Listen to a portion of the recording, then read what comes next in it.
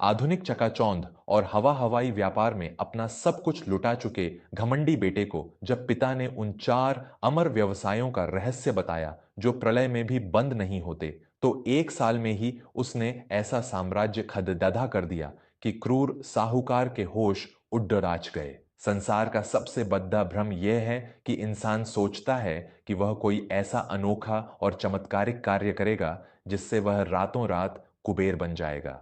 आज की युवा पीढ़ी दिखावे, लालच और बिना पसीना बहाए अमीर बनने की अंधी दौड़ दाच में भाग रही है। उन्हें लगता है कि हमारे पूर्वजों के सादे और पारंपरिक व्यापार तो पिछड़ेपन की निशानी है। लेकिन जब समय का भयंकर चक्र घूमता है और बद्दी बद्दी आधुनिक योजनाएं ताश के पत्तों की तरह ढह जाती हैं, तब इंसान को समझ में आता है कि इस ब्रह्मांड में केवल वही कार्य अमर हैं जो मनुष्य की मूलभूत आवश्यकताओं से जुड़े हैं।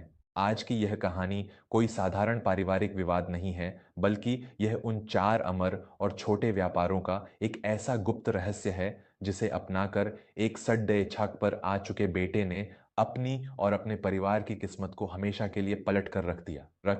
धर्मपुरी नामक एक बहुत ही शांत और संस्कारी नगर में पुरुषोत्तम जी रहते थे।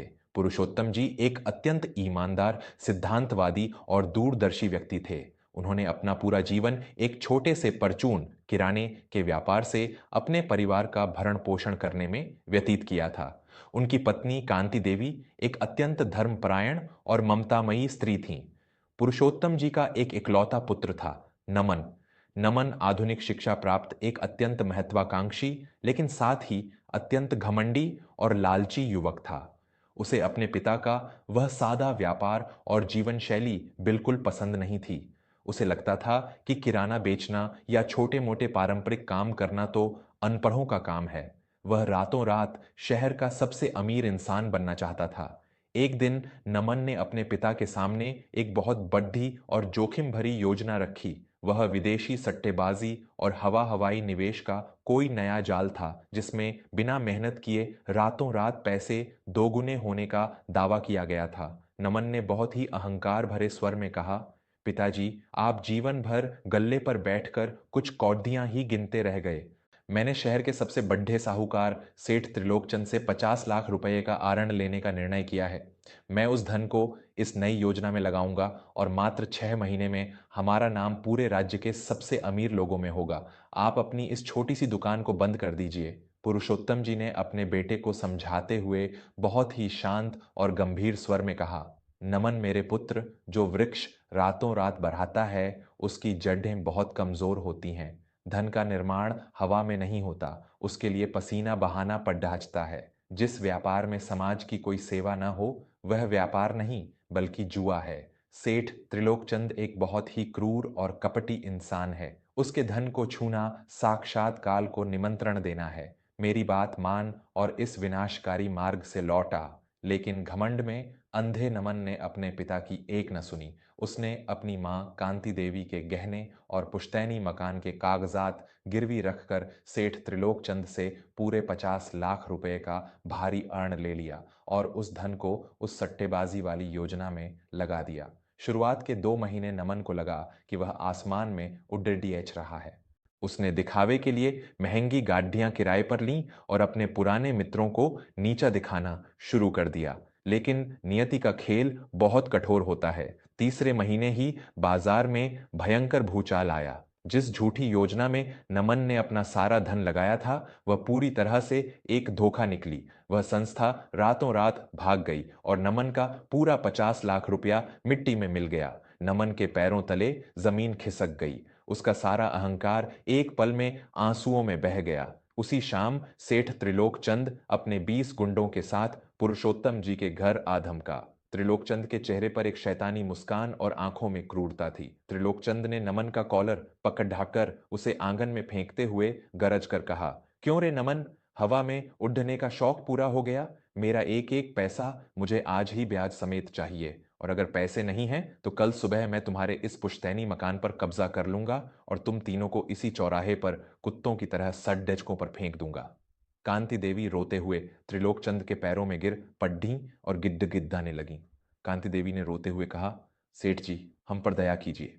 मेरे पति ने जीवन भर ईमानदारी की रोटी खाई है। इस मूर्ख लड्ढचके की गलती की सजा हमारे इस बुढ़ापे को मत दीजिए, हमें कुछ समय दे दीजिए। त्रिलोकचंद ने कांति देवी को झटकते हुए कहा, मेरे पास दया के लिए कोई स्थान नहीं है, कल सुबह घर खाली कर देना। त्रिलोकचंद धमकियां देता हुआ वहां से चला गया। घर में भयंकर सन्नाटा छा गया।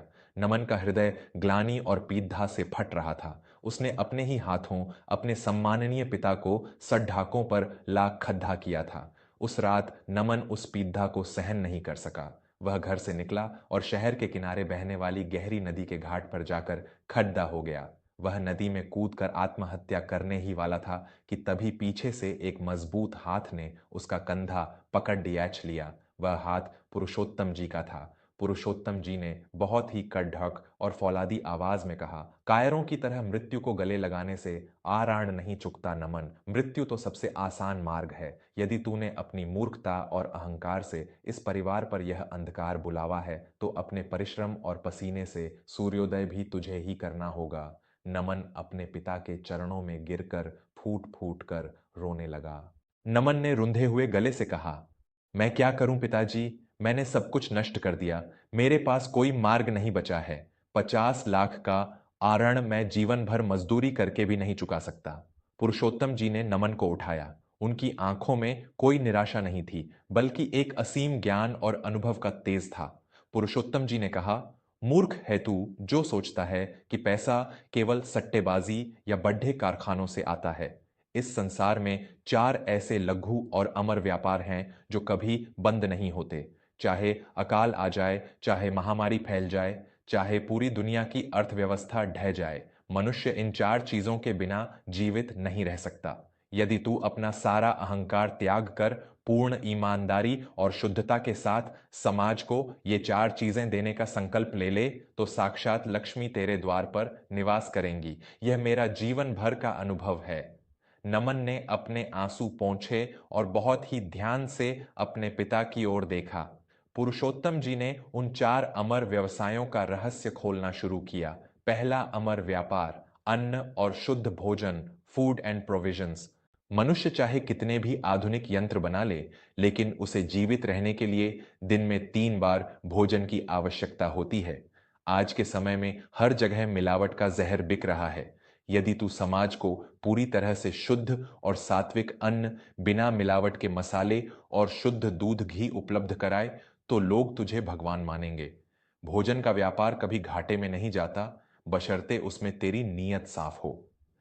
दूसरा अमर व्यापार, वस्त्र और आवरण, क्लोथिंग।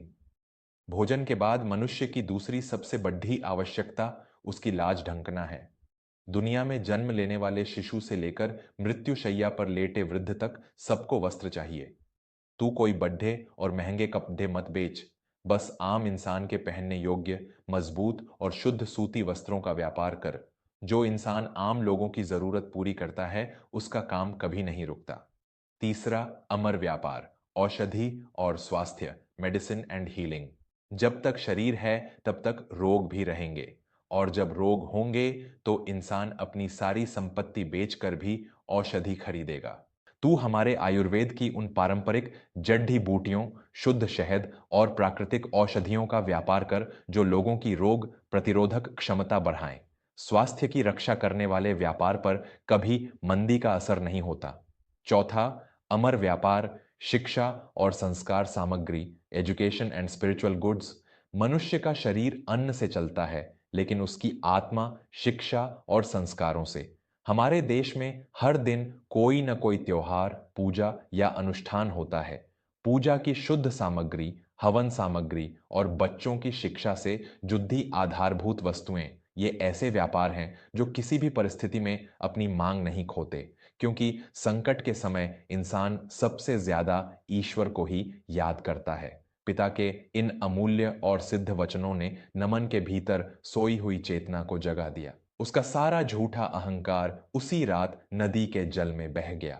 अगली सुबह जब सेठ त्रिलोकचंद घर पर ताला लगाने आया तो नमन ने उसके सामने हाथ जोड़ कर, लेकिन बहुत ही आत्मविश्वासी स्वर में कहा, सेठ जी, मुझे केवल 1 वर्ष का समय दे दीजिए।